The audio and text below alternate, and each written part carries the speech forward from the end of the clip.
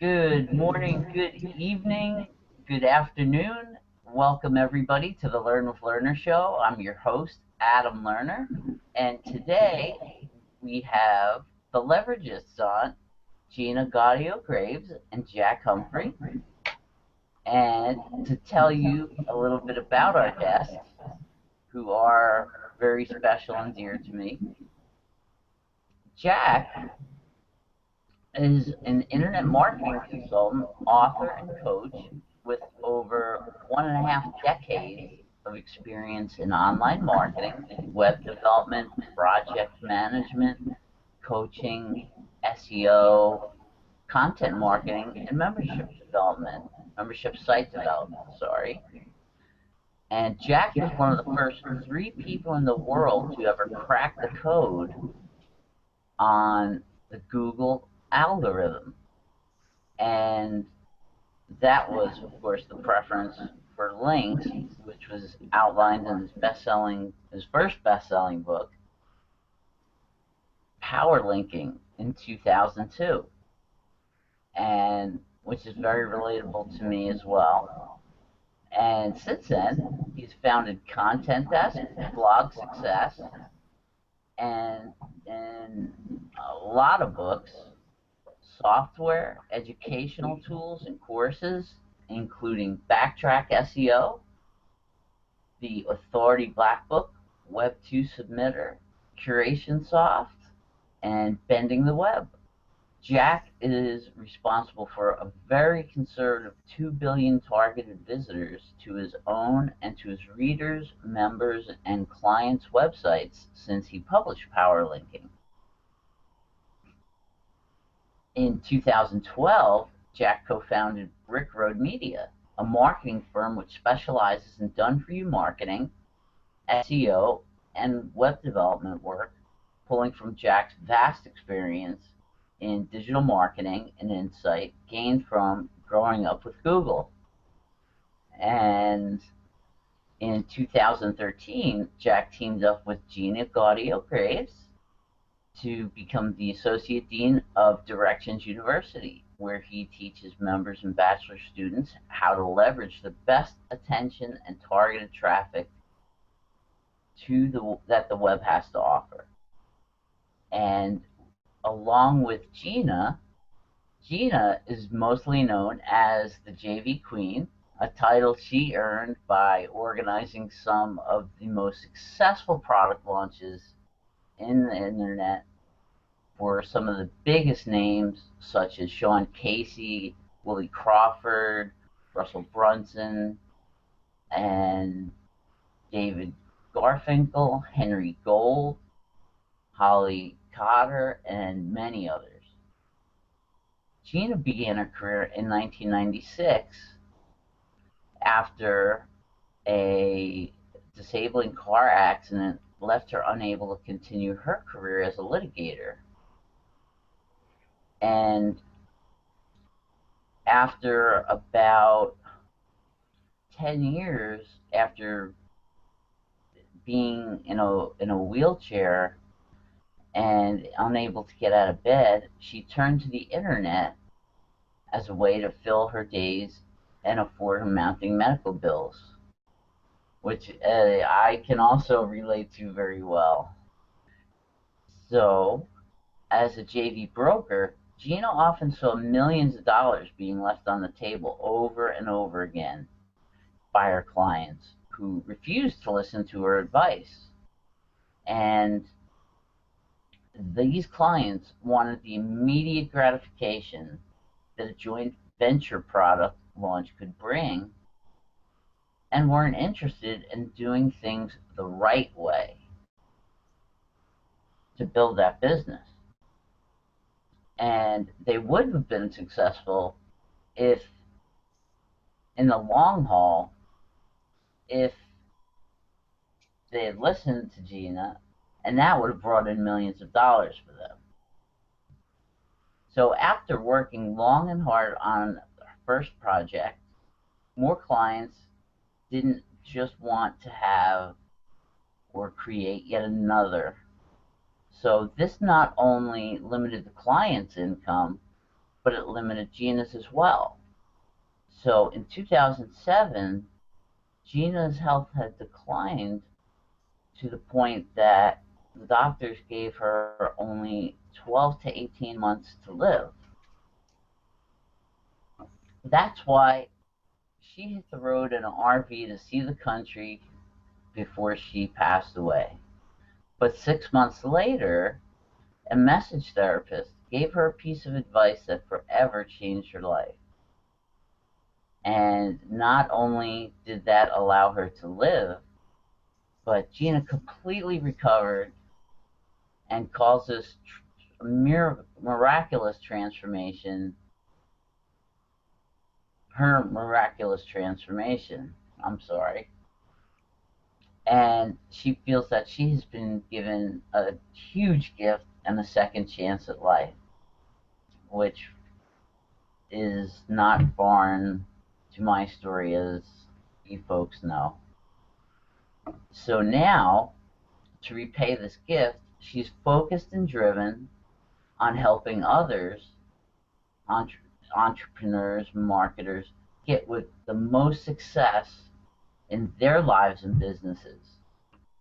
And today, through Directions University, Gina's a coach, mentor, and consultant to entrepreneurs looking to build a business using the power of the internet. So basically, Gina and Jack have formed their new site called Leveragists.com. And I will have all the information right here printed down below the interview screen here. And I'm glad to welcome to the show Gina and Jack. Hi, Thanks guys. so much, Adam. It's great to have you guys on, and Gina, and Jack, both you guys. It's really, really an honor to have you on the show today. And Gina, your story is amazing, and it's so relatable to me, and my story as well, because we both share that in common, that we had no other place to turn to because of medical problems, and had to figure out a way to make it online, especially so far back when the internet just begun. Because Right. we started at the same time, basically, in 95, 96. Wow. So, yeah, it's something else, isn't it? It really is. So, why don't you guys give us a little background about how, you got over the adversities and got to where you didn't have to rely on disability and you used the power of the web, like I teach people as well, to grow a business and even do better working at home for yourself than a regular job. Well, for me, when I first came to the internet to start my business, it was really because of the medical bills. I needed over $40,000 a month just to pay for the medication alone. Over the 10-year period from 1996 until 2006, I had $9.9 million worth of medical bills. And if I couldn't come up with the money for the medications, I would die within 90 days. So you talk about having a major, gigantic why for building the business. There was a major, gigantic why. It was either do it and succeed or die. No other in between. Wow. So my first business was in the day trading arena. I had become a day trader, and in order to help improve my day trading skills, I wanted to join several membership sites. But they were really expensive, and I didn't even have a dime to spare back then. So I went to these website owners and I said, I'm willing to come in and teach a unique strategy to your people 1 day a week. In return, I'd like free membership, which was $500 to $1,000 per site. Well, I got 5 different sites to say yes to that offer. So I started teaching 1 day a week in each of them. A couple months in, the members were loving it. I was delivering huge value for the site owners. and the members started begging me to open my own site. Well, I didn't want to hurt the guys that had helped me so much, so I found a way to open my own site in a way that required people to first join one of those 5 sites. That worked fairly well, and within a few months I had 500 members in my site as well. But again, I didn't really plan it this way. A few years in, my health declined massively, and I couldn't continue with the content management for that site. So I sold that business to a member and opened my second business. The second business I thought was going to be an internet ad agency. At least so I thought. But again, a few months in, people started asking for something I didn't really understand. This time they were asking for what they were calling joint venture traffic. Well, I didn't know what that was, but I was an ad agency, or so I thought. I knew what traffic was. I was also a former attorney, and I knew what a joint venture was. So I figured I could do some research and see if I could put the two things together. And I realized that what they really wanted was a joint venture broker. Well, that seemed easy enough. So I said, sure, I can get you JV traffic. And I went out and started putting myself out on the internet as a JV broker. But I started to realize something really quickly. I could take people with world-class products and services, connect them to people that had large lists, tons of traffic, and it was like a crapshoot. Sometimes it made money. More often than not, it didn't. And because a JV broker only gets paid a percentage of the sales they generate, if I needed $40,000 a month for medications, that meant I needed to generate $400,000 worth of revenue for my clients. I couldn't leave that up to chance and just see if it was going to work. So it took a couple of years of doing research to find a platform or a system that was working to create businesses that were succeeding with it already. And just by looking at these already successful businesses, looking for the pattern among them, I developed what today Jack and I teach together. It's called the Vortex model of doing business. It's one of the most highly leveraged ways I know for growing a business that both makes money and makes a difference in the world. And once I started applying that to my clients as a JV broker, very quickly their joint ventures became much more successful. And that's how I earned the title of the JV Queen. But again, by 2005, things changed just a little bit. And as you already talked about, Adam, that's when I got the death sentence from my doctors and learned that I had 12 to 18 months to live. I happened to be 40 years old at the time. My husband and I decided we would leave the house in an RV to travel around the country. We thought we would have about 8 to 10 months to see the country before it would be time to go home and die. Well, 6 months into that trip, it happened to be the week of my 41st birthday. And that week, I had 3 different blood tests taken at 3 different hospitals, all come back saying this patient is clinically dead. I didn't even know that was possible from a blood test. But that's how sick I was at that point. So my husband wanted me to have the best last birthday that I could. And that's when he took me to see that massage therapist, who gave me a piece of advice that literally changed my life. She told me that if I could remove the negativity from my life, I didn't have to die as soon as I thought. I proudly explained that I was the most positive person she was ever going to meet. I didn't have a negative attitude. She kind of shook her head and she said, well, if all you have is a positive mental attitude, it's not going to be enough to save your life. That didn't seem to make sense to me. So I asked her a lot of questions over that 1-hour massage. And when I left her office, I decided, I don't really have a lot to lose. Let me go out and see if I can research it and make some sense of this wonderful message that she's giving me. And over the next 4.5 months, I did a lot of research and applied as much of it as I could. And as I did, I went from a wheelchair to a walker to a cane to walking with no assistance at all, even though to this day I don't have feeling in my legs and feet. I stopped 42 pills per day, 4 continuous IVs per day, and in just 4.5 short months, I went from being on death's doorstep to being completely well.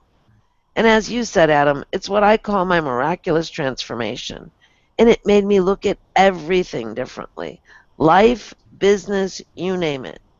And I realized that while I'd made a lot of money for a lot of people, I hadn't really done much of anything to make a difference.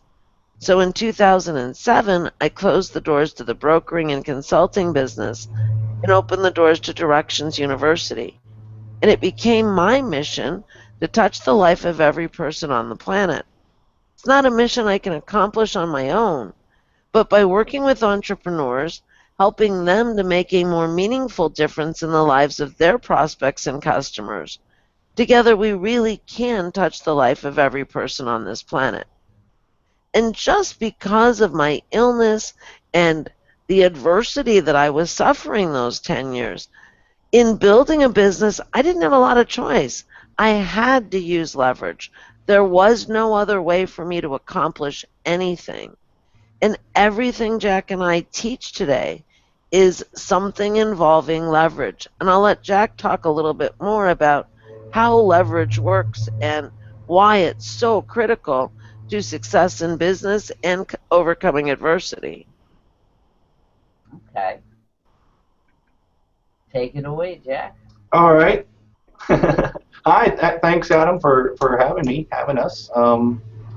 It's a pleasure to be here. So, yeah, I mean, um, you were talking about how people with disabilities and just in general life hardships could, do something online, not have to worry about that fact that they can't work. They probably can't work. There's probably something preventing that. There are an awful lot of people like us who enjoy not working for other people so much that we'll go through the entrepreneurial hardships that come with working on your own. Nothing is perfect. There are ups and downs in everything, but we mitigate those types of things a lot with leverage. We deal with uh, uh, not having a Virgin Atlantic Richard Branson kind of staff, and so you have to use leverage, right? You can't, if you don't have 200 people on staff to run your company and do everything that you need done, those things still need to be done. Things need to still be done, depending on how ambitious your business plan is, and so you have to use leverage. You have to, and what that means is not using virtual assistants or automation or any of that stuff. We don't talk about leverage 101 when we have the choice. We talk about really deep leverage, like integration stuff. So one of the things I think is really interesting that has been around for a little bit, but most people still don't know about it, is Patreon, Patreon.com, patron.com. And if you go check that out, it's a really neat way for people just to stay focused on what they're good at. So if you're an artist, if you're a consultant, if you're pretty much anything, and you just want to do your thing, you can leverage an entire platform like that to get out of having to do all the business stuff. How to set up a membership site, how to set up a delivery system for your content, which means you're going to have to set up a WordPress site and know how to do that, or pay someone to do it and wait for them to get it done. And every time you have a problem, wait for them to answer your email and fix the problem. And it's just massive headaches that nobody really bargains for. They think, I'm going to have a business and I'm going to get to do my blissful thing, the thing that I love the most. And they quickly find that if they don't know anything about leverage, they're in for a world of hurt, of a lot of responsibilities for things that they don't want to have, things that they're not trained to do.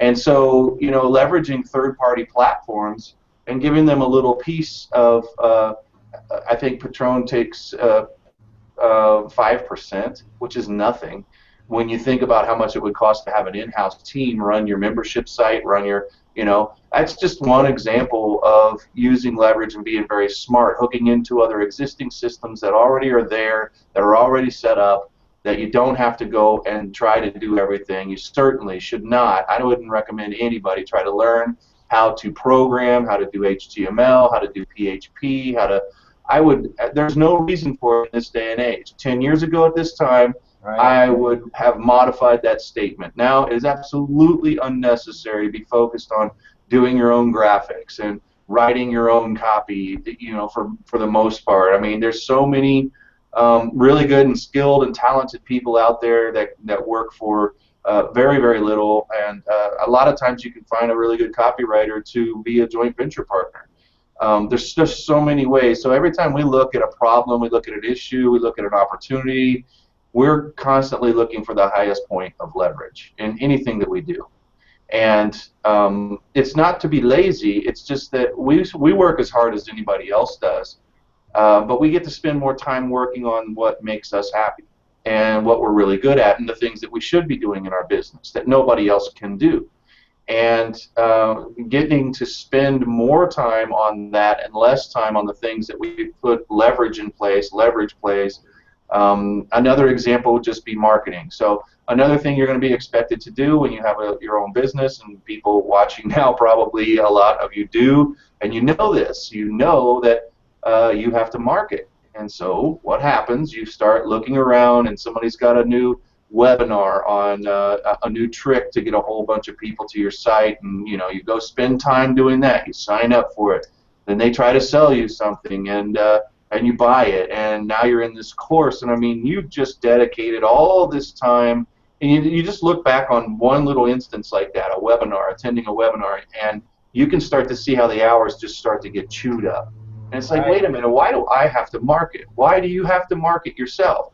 In the traditional sense of I've got to go out to social media, I've got to make a viral post, I've got to get people engaged, and it's all upon me, and if it's to be, it's up to me on all that stuff that Leveragists really eschew at any point that we possibly can. We don't like talking like that, acting like that, being like that, thinking that the only way that we're going to succeed is on the sweat of our own brow and without any outside help. So in situations like that, we're like, wait a minute, my product, my service is really good for this particular audience.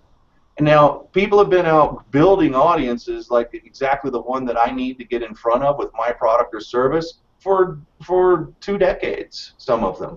And for some 6 years, 9 years, 5 years, 2 years, and even if somebody's got a 1-year head start on you, they've got the audience that you would presumably have next year at this time if you work your butt off, which you might not have the capability of doing because you've got so many other things to do. We're just talking about the marketing right now. So we try to figure out ways that we can be of service to people who have audiences that we need to get in front of and go and serve them and figure out what would ingratiate them toward us and make them go, hey, you know what? I've got a webinar. I've got a podcast. I've got this really big social following. I'm going to just put your link up there and have all of my people see that I am kind of endorsing you and having them go check out your stuff or come on my show or whatever. And so it's really like building a time machine. It's a leveraged time machine that if you hook up with somebody who's been putting an audience together for 3 years, it's like you going forward in time 3 years today. If you can get on their show, you're in front of an audience that took 3 years to build, that they spent a lot of time, money, effort, sweat, and emotions on getting that audience together and keeping them engaged. Now, for you to think, I've got to go, and someday, 3 years from now, I hope I have an audience like them.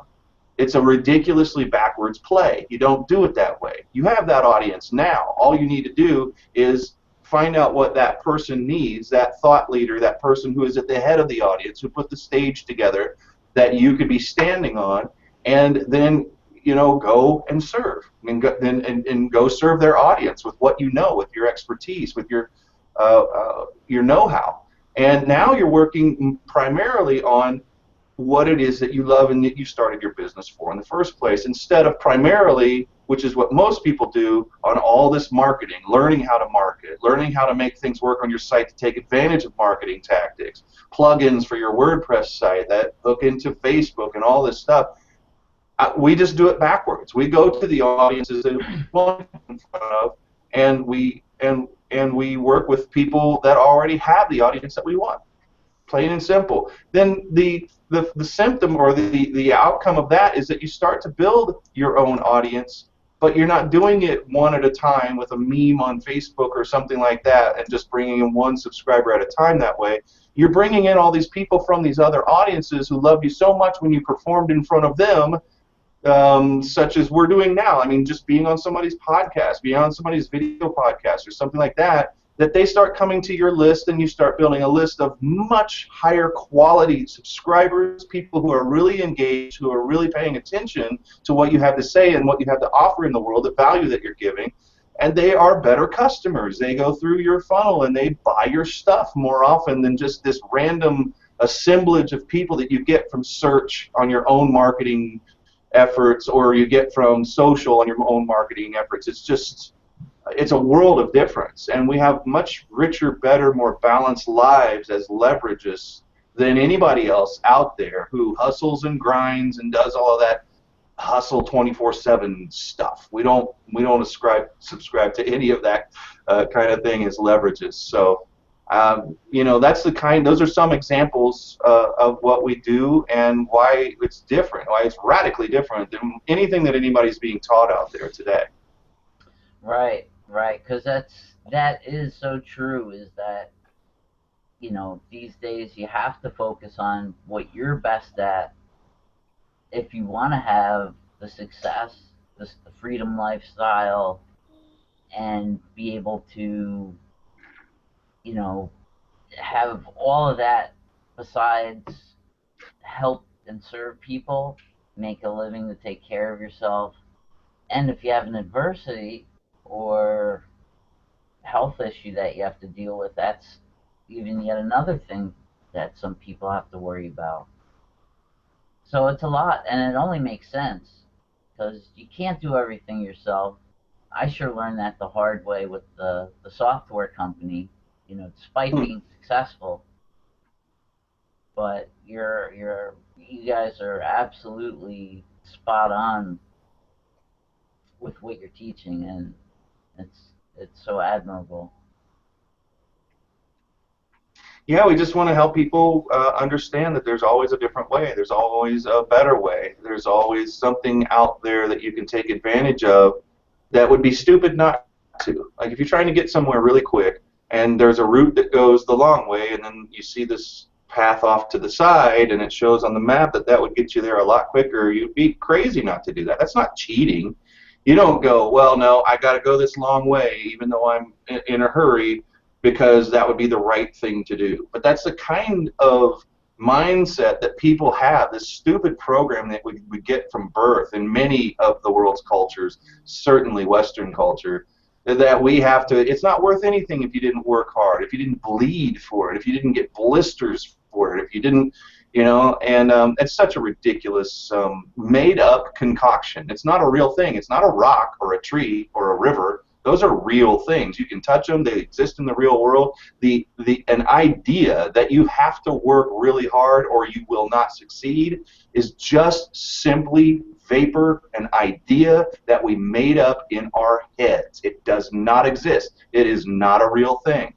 And so when you start to change, when we start to work with people and we're changing their minds about these kinds of things, and we wake them up to all of the lies that we've been told, or all of the things that society says, that we got to do this, we've got to do that, you got to do it this way, you got to be this religion, you've got to be this color to get over here, you've got to be this, you've got to, it's all BS. It's literally almost all BS, and it's someone else's opinion, and it's, we've made up some rules, like laws are pretty good because it keeps from killing each other and it keeps people, civil to a certain extent. And religion has done that too, to a certain extent. And all the organization that we put together for the ability to work together as a society and communities and be safe and things like that, that's not what I'm talking about. Those things are kind of important. I like those things. But all these other things about the ideas, just the monetary system, we made all of this stuff up, how business is done, how we talk to each other in business. This is all someone else's opinion, all someone else's rules that were made before we were even born. And a lot of these things are so incredibly antiquated and outdated. It's kind of weird that we don't constantly look at how people do business and do things in the world and just point at it and laugh or go, why in the world? We do it all the time. But I love doing it. I love picking out these weird little customs that we have, and the pressure that business people and new entrepreneurs put on themselves from old programming that doesn't even matter anymore. I mean, we can do literally anything we want. The greatest irony right now is that when somebody decides, I'm an entrepreneur, I'm going to do this. And then they go and brag to some friends. Well, I'm sure that it's terrible that you had to go to work today and get in at 8 o'clock in the morning. I slept until 9 because I'm my own boss. Well, I've watched people brag about stuff like that, and at the same time go back to a business and carry on with their business in a way that they still seem like they were in the corporate cubicle, like they still had a boss. They've carried the program. Nobody's making them do that because they're the free man. They're the free person who can sleep until 9 and not have to go to. Well, if you're that person, why are you living by the rules that were pushed on you when you lived out in the world of rules? Now that you don't, now that you're a totally free person, what we have to do usually with clients is completely help them wipe the rest of that nasty residue of the stupid rules and things that don't exist except in people's minds about how to do things, about how to get things done, how to succeed, how to make a ton of money, how to be very fulfilled in the doing of that, how to help the world while you're doing that, and do it in the most quick and efficient way possible, using leverage so that you can, really make an effect on this planet, the biggest one that you possibly can for yourself, for your family, for other people in the world, the people that you want to help, and to not go that shorter route, to not use leverage, to find all the points of leverage that you can possibly compile to make your mission from today get to your biggest goal that you've ever imagined for the business that you've been thinking about as quickly and efficiently as possible would be doing a disservice to yourself and the whole world. So it's a moral obligation, in my opinion, leading up to all of this, to use leverage in every possible conceivable way you possibly can to get your business going, to get your life in order, because this is business and life and balance. It's not just grinding it out 24/7 in your business. We don't ascribe to that. So that, it's a moral obligation to yourself, to everybody around you, that you take advantage of leverage. Yeah, and Jack, I can relate to you so much because I know how everybody, even being, well, first, as far as being stuck to that old paradigm, to all those the old beliefs that have been passed on to us from generations before, they are ridiculous. They're completely ridiculous, and it's really something, because I also look at it and think to myself, gosh, how can people think this way? I mean, we've come so. I mean, when you look at how far we've come in certain areas, you know, in the world and in life, and how we do things, and there's so much more to be done. It baffles me how more people aren't becoming more aware. But now you see that starting to slowly shift a little bit. And that's so encouraging to me, too, because, that and in leveraging, which I totally believe in, because you can't do it yourself. I did it myself with the software company, and that's why I wound up almost burning out. And that's why I had to walk away for a couple of years and just rethink everything. Yeah, I had a person, or I had an experience last night with a story that I was familiar with already, about a tribe in Africa that these guys, sociologists, psychologists, went to study. And they don't have a word for blue. They don't understand the concept of the color blue. They can't point to the sky and say that's blue. They don't have anything in their language. It's the Himbi tribe, I think, or Himbu. I'm probably messing that up. And these doctors went in and they did a circle of squares that were all green. This tribe, by the way, has this is also in, I was going to pick up his book, but I don't have it, Vishen Lakhiani's book that just came out, Code of the Extraordinary Mind. He's retelling this story as well. And it reminded me, so these doctors take a circle of little squares, and they're all green. These guys have 6 different words for green. They really, really, really, truly understand the color green, so much so that their ability to pick shades of green are unparalleled. You and I would not be able to tell the difference. And so they put a whole circle of green, and there's a tiny shade difference. And they could actually pick out the square easily that was a little bit off. You and I wouldn't be able to discern it. They did another circle of squares. They were all green, and then there was a blue one. And since this tribe and their culture has no concept of the word blue, they can't see it. So they don't have a concept of it, and it would take them a long time to figure out, as hard as this is to believe. This is a real study, and you can look it up, because it is really hard to believe that they could look at a circle of greens and one blue. To us, it sticks out like a sore thumb, right? There's the blue square. They had a hard time pointing to it. It took them a long time to point to it, and a lot of them pointed to the wrong. They just didn't know what to do.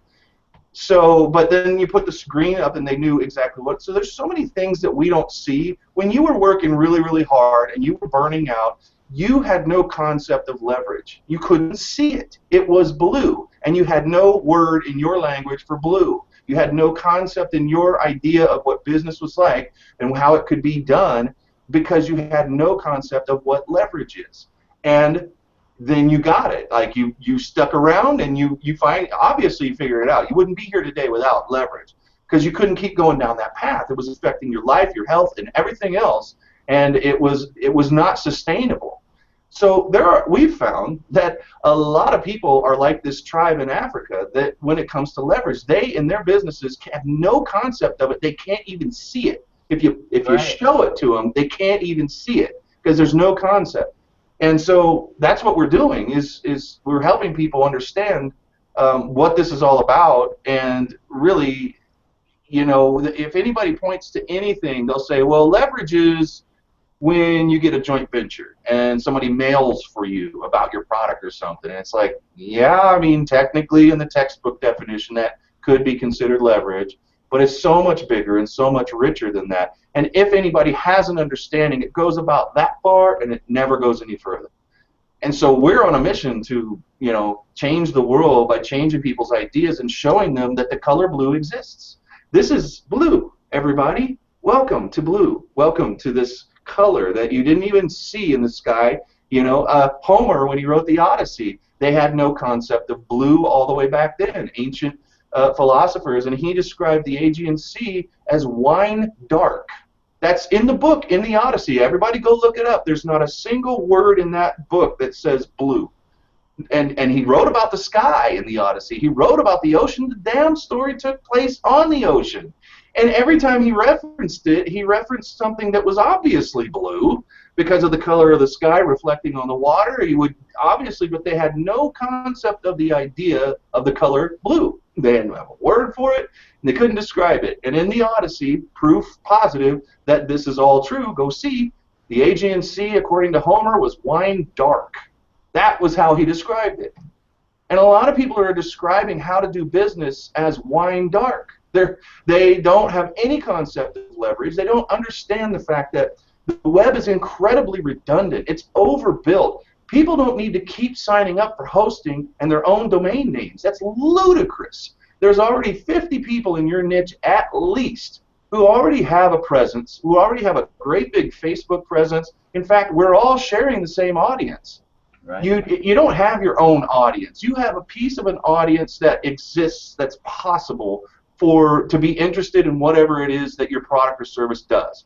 There's one big possible audience for everybody's product or service, and everybody who has a similar product or service or related products and services, we're all picking at that. If you've ever seen Planet Earth and you've seen how dolphins will round up a ball of mackerel, and those fish just get into a ball, and then the dolphins just go in and pick it up, and go in and pick it up, and keep that ball going. That's how an audience works on the internet.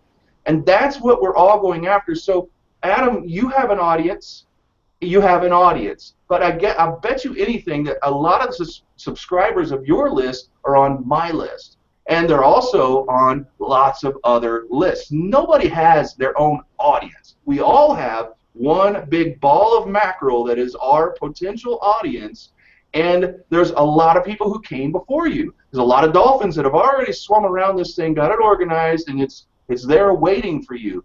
The idea that you would come in and start to build your own list off the sweat of your own brow, go to your new Facebook thing and start advertising and all is ludicrous. Yeah. Because that's a 2-year plan, that's a 5-year plan, and there's already people who have completed their 2- and 5-year plans that are dying for content. They're dying for your expertise. They would love to have you on their show. They already have the audience. They've already spent all the money and all the time and all the energy to put that together.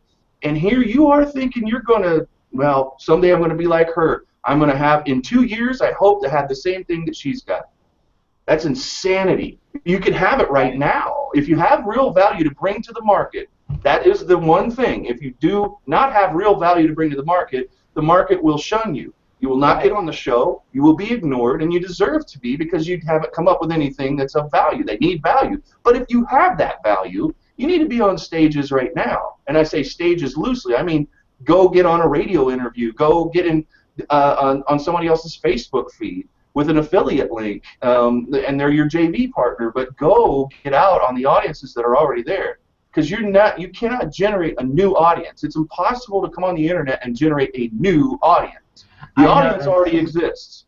I know, and you know what's so funny? I started realizing that when I started the coaching and speaking and becoming.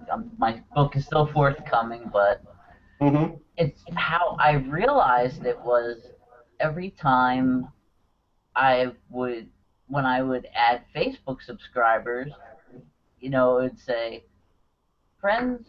500, 600, 1,000 mutual friends. That when your mutual friends start getting into almost the thousands, you can tell that you're not the only one out there. You know, we're a community, and you know, you can't just have people directly on you and nobody else. Right. It's not the way it works. And why? So it's just that turn off, right? You either choose to take that shortcut, you choose to take the obvious way, the obvious route, or you choose to go the long way because you were culturally predisposed to doing the hardest thing hard the whole time. And if there's any way you can make it even harder by getting lost on the way, you'll do it. It's the dumbest thing in the world. Now, when I give that example, it's easy to see how dumb that is. But it's exactly the same thing that people choose to do in their businesses. It's exactly the same level of dumb. And it's not really that dumb because, I mean, like a fish is the last thing to know that there's a thing called water. They've been swimming in it all their life. You can't tell a fish about water. It's like telling the Himbu tribe in Africa about blue. You can't do it. It's very, very difficult to get the concept across. And we are very much alike those fish in the water who just don't understand the concept of it. You know, we figured out at one point that there's this thing called air. It's got oxygen in it, and that's what we use when we're breathing to get it into our lungs, to get it into our blood. We figured that out because we're humans and we're pretty smart as far as creatures go.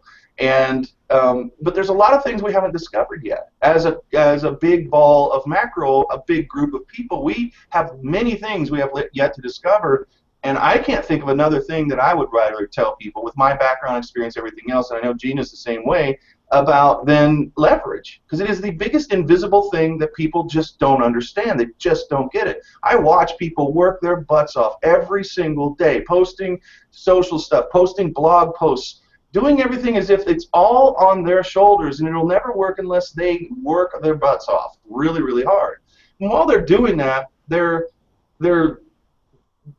among all of these groups of people who have been picked out of the audience that is available for them, the whole ball, and they're just like, wow, they even listen to those radio shows. I'm like, wow, this is a really cool podcast. I'm going to listen to this while I work my butt off.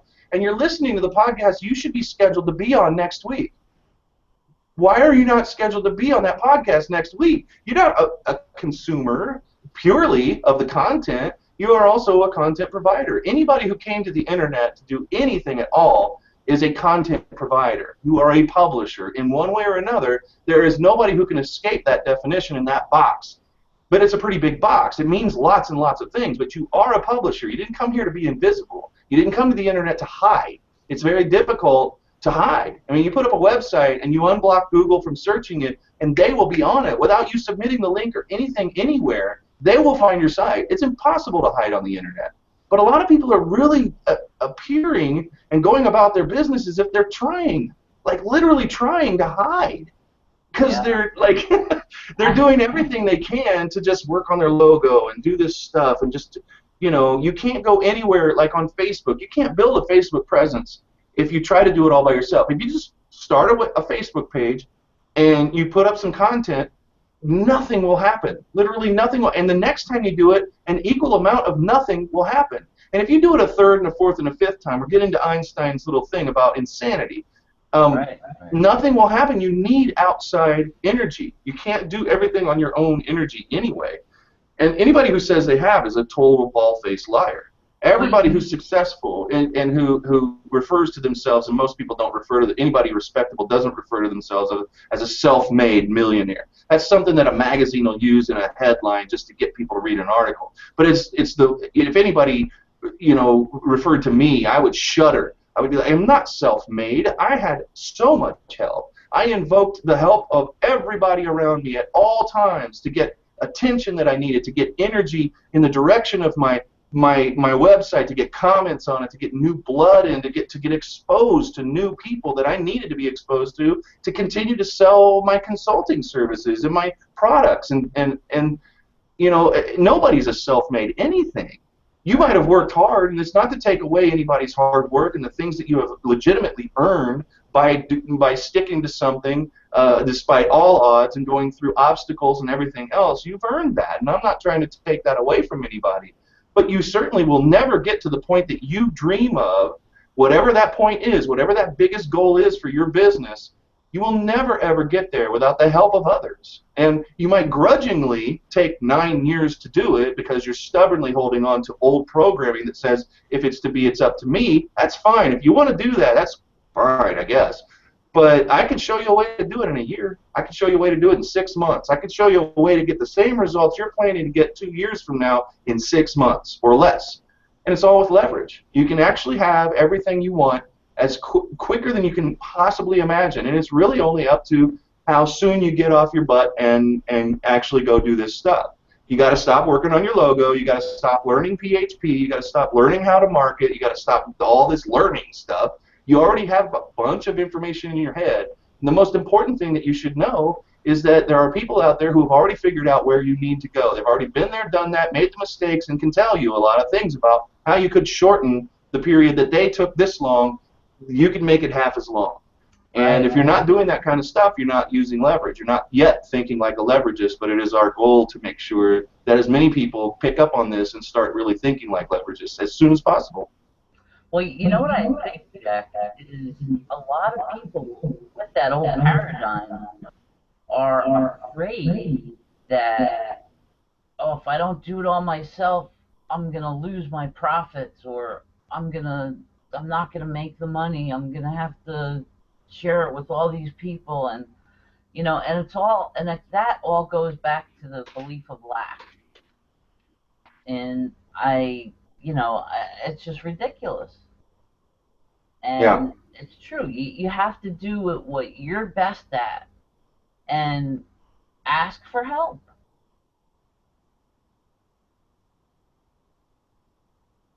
Been there, done that, so you can move that needle from start to finish, or A to B, in a snap instead of 20 years, because, you know, like... Yeah. Well, even better than that is because a lot of people are going to have a problem with that asking for help thing. And I know. Luckily, there's a way out of that. You don't really ever have to ask for help. You have to provide value in the world. That is your number one stock and trade. That is the number one for all of us, as we are all publishers, and we are all looking for attention because we're on the internet. Nobody comes here to hide. You have something to say. You intended to have something to say. For whatever reason, you might not be saying it right now. For whatever reason, you're not getting in front of the right audiences right now. But you came here with something to say. At least you thought so when you bought your domain, you set up your site, and you put up your content. You had an idea. You had a really good idea, probably. And if you start feeling like you're having to ask for handouts, people don't like that. I don't like that. I don't want to ever do that. In fact, I haven't had to do that to get where I am today. So thankfully, you don't have to worry about that. No big deal. You just need to be aware that the core of what you do as a business person is provide value of some kind. And you are a content producer. The internet doesn't work unless you put content on it. You have to put content on it.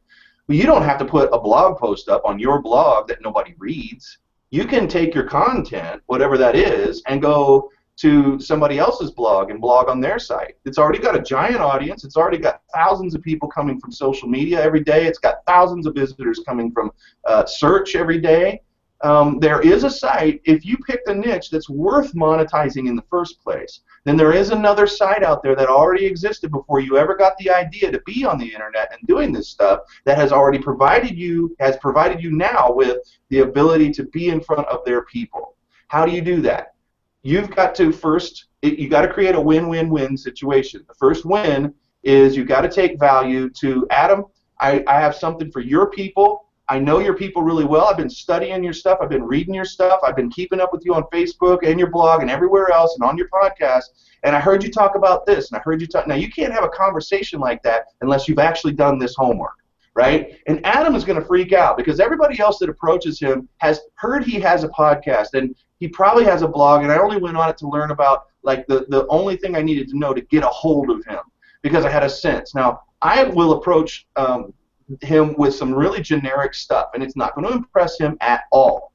But when a leveragist approaches him with, I was just listening to your last show, and I picked out this, this, and this that I think is really cool, and I actually have something to contribute that I think is really going to be great for your listeners, your viewers. Now, what is the most dear thing in the world to Adam, outside of his family and friends and things like that? It is his audience. It's his lifeblood.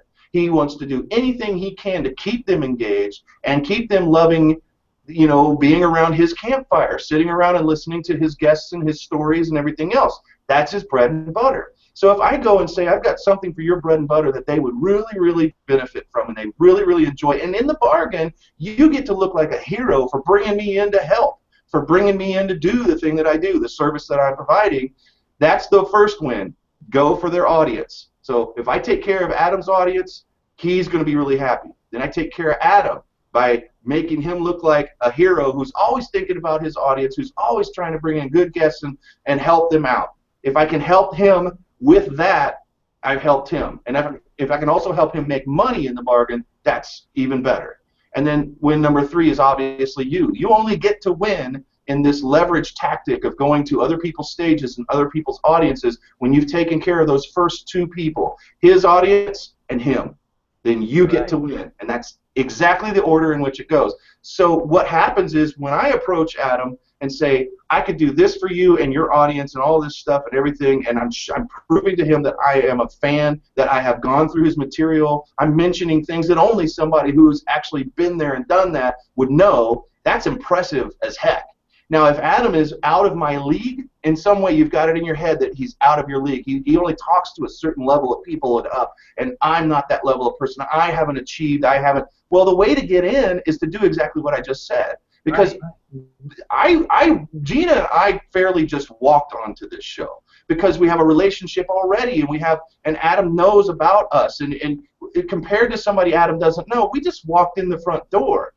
But what if you don't have a relationship with somebody who's got a really ideal audience for you, and you've got to get on their show, you've got to get on their blog as a guest blogger or whatever it is. I'm not talking about a particular medium, I'm talking about how you get in with somebody to get in front and face their audience with their arm around you saying, listen to this guy, listen to her. You do that by doing your research. So all of the time you were going, and here's the thing, I'm not asking anybody to actually spend more time on anything. This is leverage, right? I'm not saying do everything you're doing right now, and in addition to that, add this thing that I'm talking about, getting on people's, no, I'm saying get rid of 99% of the crap you're doing right now. And take all that extra time, because this isn't going to even take that much time. Take all that extra time and spend it on your family, spend it on vacations, because you're going to be making more money anyway. You'll be able to go out and have vacations or do whatever you want. But I'm not asking anybody to add time. I'm asking you to do this tactic and it'll only take this ball amount of time, and then you'll save this much time because you're not making cat memes on Facebook anymore, thinking because some dummy told you that you got to have a viral Facebook post that somehow attach a cat or a funny thing to your three-legged stool business, which doesn't make any sense at all anyway, and forcing, you know, all of that stuff. That takes a lot of time, and then in many cases it takes a lot of money. That is just a waste. So if you spend all your time thinking about the atoms in your world, the top people who are the voices in your niche, and if your niche is worth monetizing and it's worth being in the first place, somebody's got a podcast, somebody's got a radio show, somebody's got a really, really famous blog that's already facing giant numbers of the people that you made your product or service for in the first place. If you spend your time just going after the atoms, the thought leaders, and instead of trying to go out and get every single new customer one by one, plucking them out of that ball of mackerel we talked about earlier, which is going to take you years to do, and these people already have done it for years, and they've already got their ball of mackerel going, then it makes everything a lot simpler. You can start putting faces on the people that you need to reach out to and network with, because it's just a handful of people who control the eyes, ears, hearts, and minds of the thousands or even millions of potential people that are in the potential audience for your products and services. So doesn't that seem a lot simpler, Adam? Did it come through? Oh, of course. It's only made sense to me for quite a while. Cool. And that's, you know, that's of course why, you know, I invited you guys on, because we have that understanding in common. And you know, it's only silly to do things the old way. It's like, for an example, real quick, it's like the perfect example is when everybody thought December 21st, 2012 was the end of the world. Oh my gosh. You know, I knew that from studying and just knowing that it was about that 26,000-year cycle restarting again, and the old one ending, the new one beginning, and now it's the human being's time to awaken and get to the next level of consciousness and take all these old beliefs, these old paradigms, and make the shift. And, you know, like you said, and wake people up and say, hey, look, the old way is the old way, and you don't have to do that anymore. And that's why so many people are so conditioned to, even though they get on the internet and work, they just beat the heck out of themselves because they're working in the old paradigm on a new platform, if that makes sense. Well, they're working in their business, not on their business. Right. Leverage is about working on the business, not in the business. Right. And as you can tell, Jack's just a little bit passionate about this topic. I am as well. Me too. Constantly are looking at how can we get a layer above the thing we need? How can we get 2 or 3 layers above that even, so that we can get the biggest possible results with the least amount of effort in the shortest amount of time? Because that's what leverage is all about. Right. I totally agree.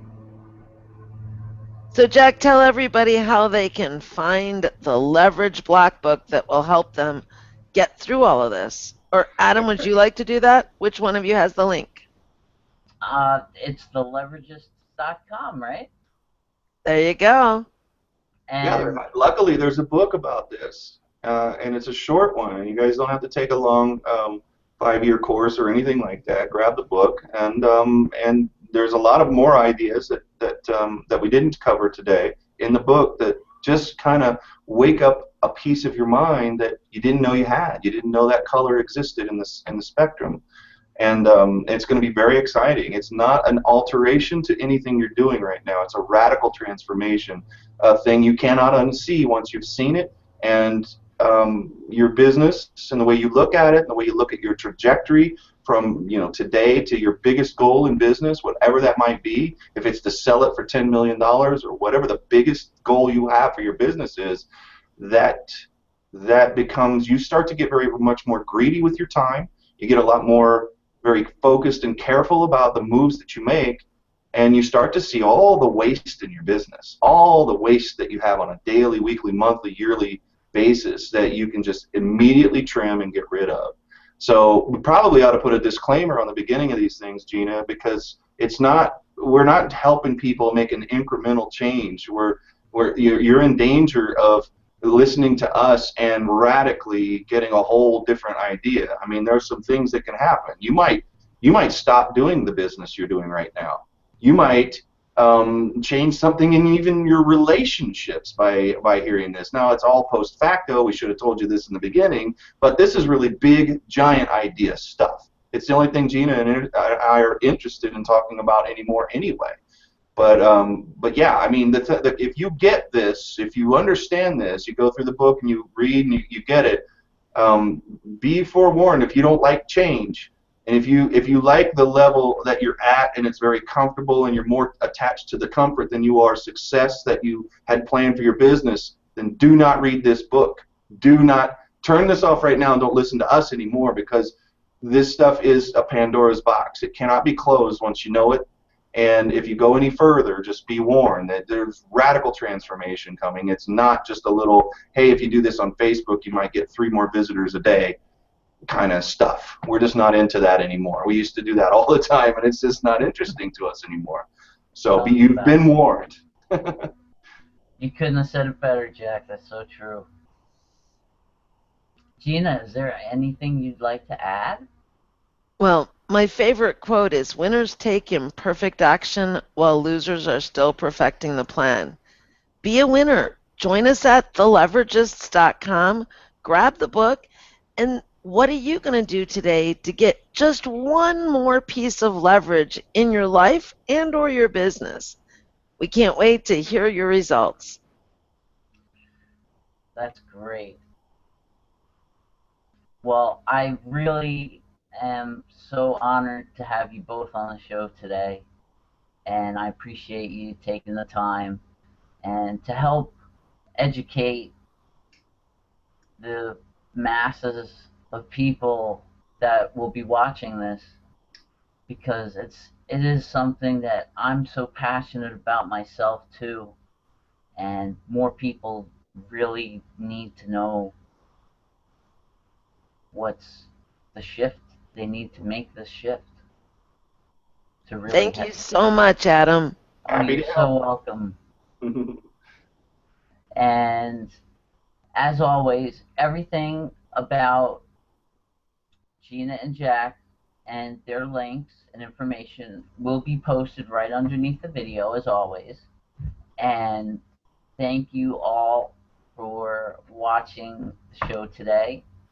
And as always, you can visit my main site at whoisadamlerner.com, as you can see on my lower third there. And always feel free to tune in to the Learn with Learner show here at learnwithlearner.com. And with that, I thank you all. I honor you all for being here today to watch the show. And you all take action. Take Gina and Jack's advice. Read their book. It is so important. I cannot stress that enough. I can't. And I wish you all to make it a great day. Thanks so much. Thanks, Adam. Thanks, Adam. Thank you.